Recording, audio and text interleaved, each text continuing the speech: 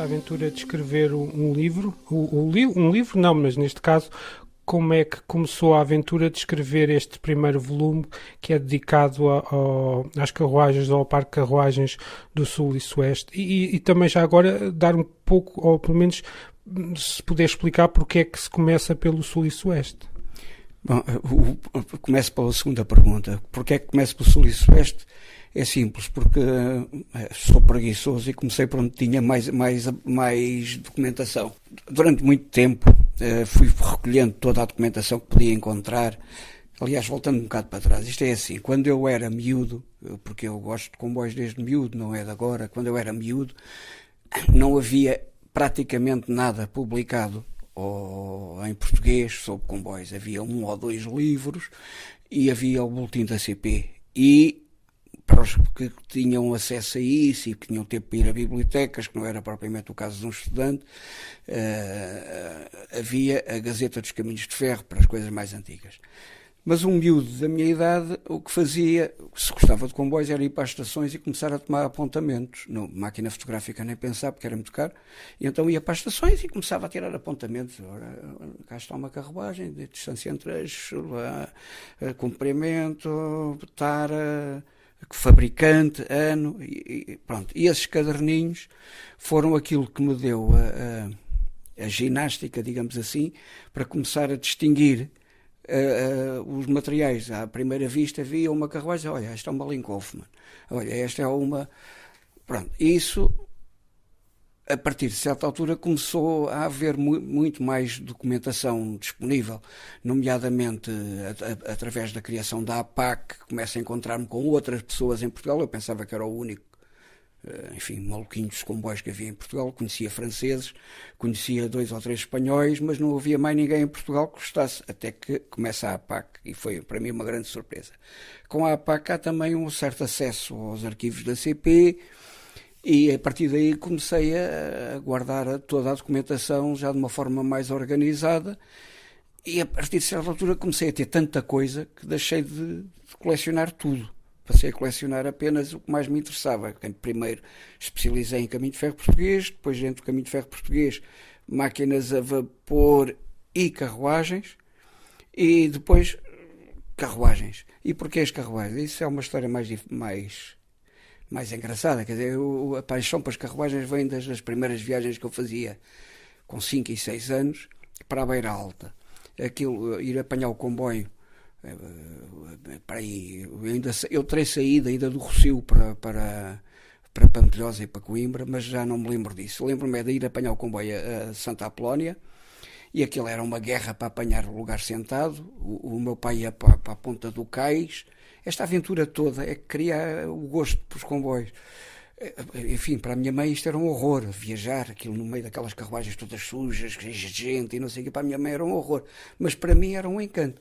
O meu pai ia para a Ponta do Cais, quando o comboio começava a recuar, entrava para a carruagem, ia reservar os lugares. Naquele tempo, para reservar os lugares, levava-se os casacos, chapéus, só os jornais é que não valiam para marcar lugar, punha-se uma coisa em cada banco, e depois a minha mãe estava no cais, passava as bagagens pela janela, lá para dentro, e íamos lá para dentro do compartimento. Depois o meu pai levava, quando já estávamos instalados, pegava em mim e levava-me lá à frente para vir a máquina a trasladar ao comboio. Depois chegávamos ao entroncamento, mudava a máquina e nós íamos ver a saída da máquina elétrica pela máquina diesel. Aquilo era um momento mágico. Aquele tipo engatador era o homem mais poderoso do mundo, conseguia fazer aquelas ligações, metia-se ali no meio dos ferros. Bom, chegávamos a Coimbra ou a Pampilhosa, saíamos do comboio para apanhar o para a Beira Alta, que saía de Coimbra cidade. E aí saíamos das carruagens relativamente modernas para a época do Rápido do Porto, para apanhar aquelas pequeninas de madeira, 2 eixos, que eram um encanto, com aquele cheiro a fumo, aquelas janelas de abrir com correia, que era preciso puxar e baixar. E o encantamento, digamos, pelas carruagens vem desse tempo, dessa fase. Então, mas digamos que acabou por viajar um pouco para além do Barreiro ou do Sul. Então, como é que era esse encontro com as carruagens então a Sul que permitiu que fosse recolhendo documentação? Pronto, isso é outra época. Depois, mais tarde, eu vim morar para o Algueirão com 10 anos. Portanto, com 10, 11, 12 anos, 15, até aos 13 anos, 14, não saía de casa sozinho. Eram outros tempos, hoje a miudagem já sai mais cedo, mas não era outro tempo. Mas a partir aí dos 14, 15 anos comecei a sair, aos fins de semana. E então, como o meu pai era da CP, eu tinha o bilhete, pagava um quarto de bilhete e ia para ver comboios, ia para Lisboa. Umas vezes ia para Santa Apolónia, que era menos interessante, era tudo muito moderno, mas na generalidade apanhava o barco e ia para o Barreiro, porque era onde havia máquinas a vapor, no Barreiro. E então ia para o Barreiro para estar a ver os comboios. Ficava num sítio, para um barreirense sabe onde é, que era a cabine C de agulhas, que é a cabine onde estava o agulheiro, que dava entrada e saída ao depósito das locomotivas, e ali passava as minhas tardes de sábado. E nos momentos em que havia menos manobras, que não eram assim muitos, porque aquilo estava sempre tudo a mexer naquela estação, e então a tomar apontamentos de tudo o que estava parado ao longo daquelas linhas, mesmo do material abandonado e tudo isso, e a tomar aqueles apontamentos. E pronto, foi daí. Mas de qualquer forma, a razão para começar pelo livro da Sul e Sudeste é que depois, quando comecei a fazer consultas mais tarde, já... Enfim, ia usar o termo profissionalmente, que não tem nada a ver, mas mais de uma maneira mais racional, fazer consultas a arquivos e não sei o quê, foi onde comecei a encontrar maior volume de documentação. Como também, na altura, trabalhava e não tinha muito tempo livre, o primeiro grupo de carruagens que me sentia à vontade para escrever, sem ser só uma coisa muito ligeira, foi exatamente sobre as carruagens do Sul e Sueste. Agora penso que já tenho condições para começar a escrever mais e vamos continuar a série. Uma das coisas que ficou aqui perceptível foi que este é um trabalho que já vem desde praticamente criança, não é? Mas, digamos, para materializar o livro agora, digamos, teve de coletar tudo, teve de acertar tudo. Como é que foi esta última parte de montar o livro? Essa parte, no fundo, é curioso, porque é a parte que me dá menos gozo. O que me dá mais gozo é a pesquisa, é ir juntando os dados. Eu hoje, como quase toda a gente, tenho um arquivo digital de quase tudo o que tenho.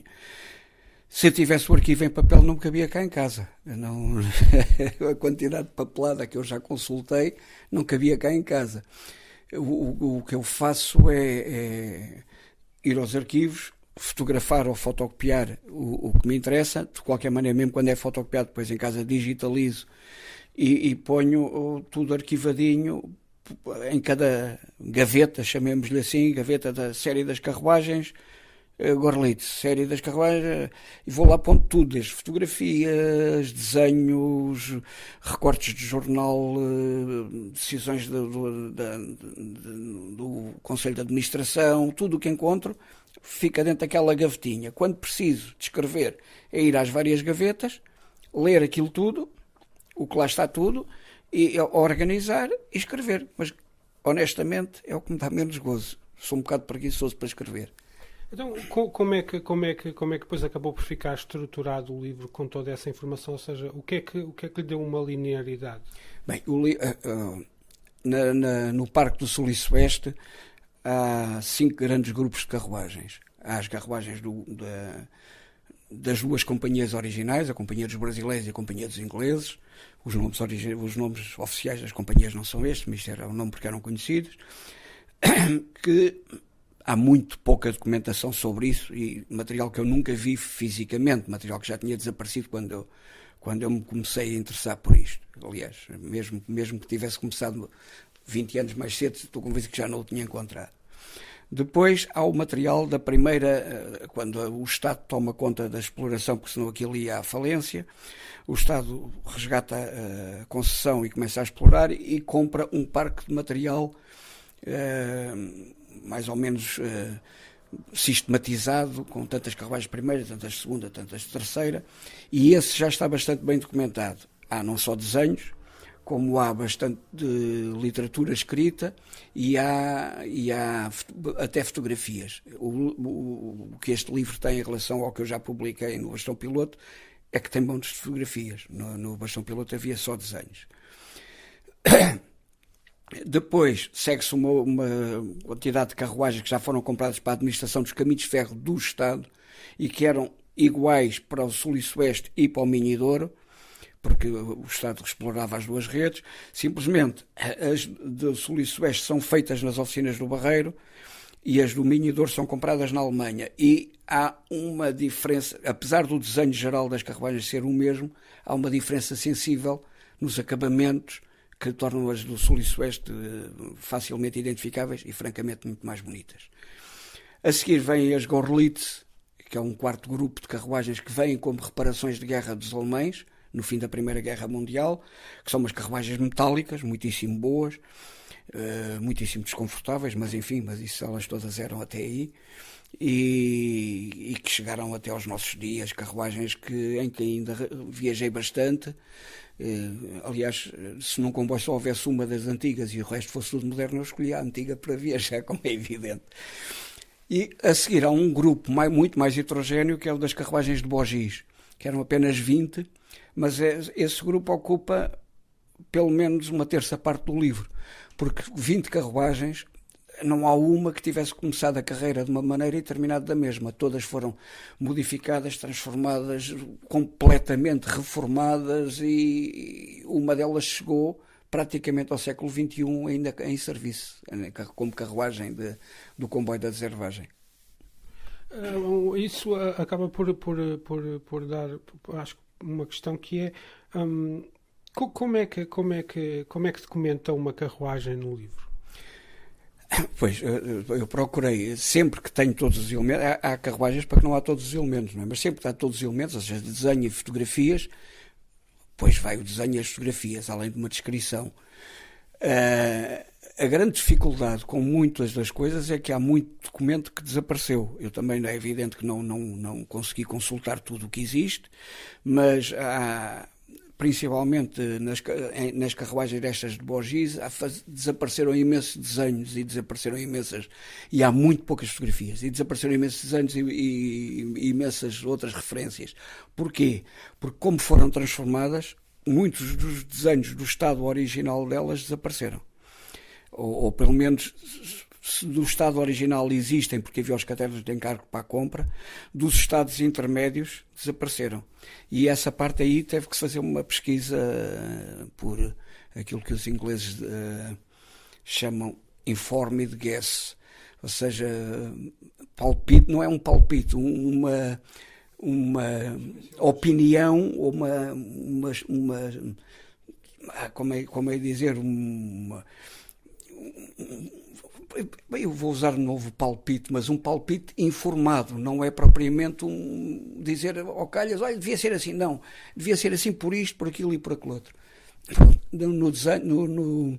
No livro há pelo menos um desenho em que tenho o desenho como existia nos arquivos dos Caminhos de Ferro do Estado e o desenho como eu penso que era a carruagem numa determinada fase.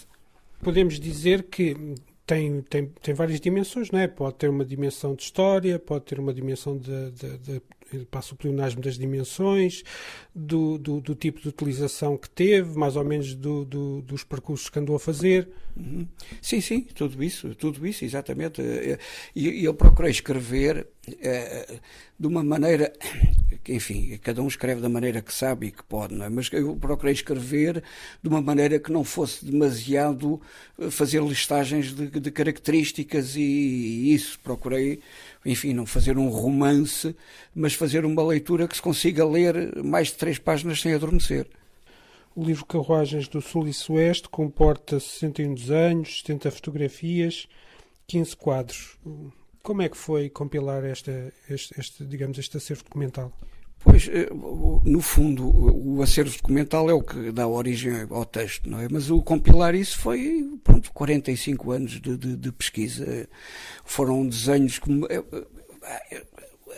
A origem dos desenhos que eu tenho, há diversíssimos. Há desenhos que eu pedi na CP, em diversíssimas épocas da minha vida, e houve alturas em que o chamada Casa Forte, que é onde estão os desenhos da CP, era mais acessível. Houve alturas em que estava praticamente fechada, houve alturas em que eu tinha tempo para lá ir, houve alturas em que não tinha.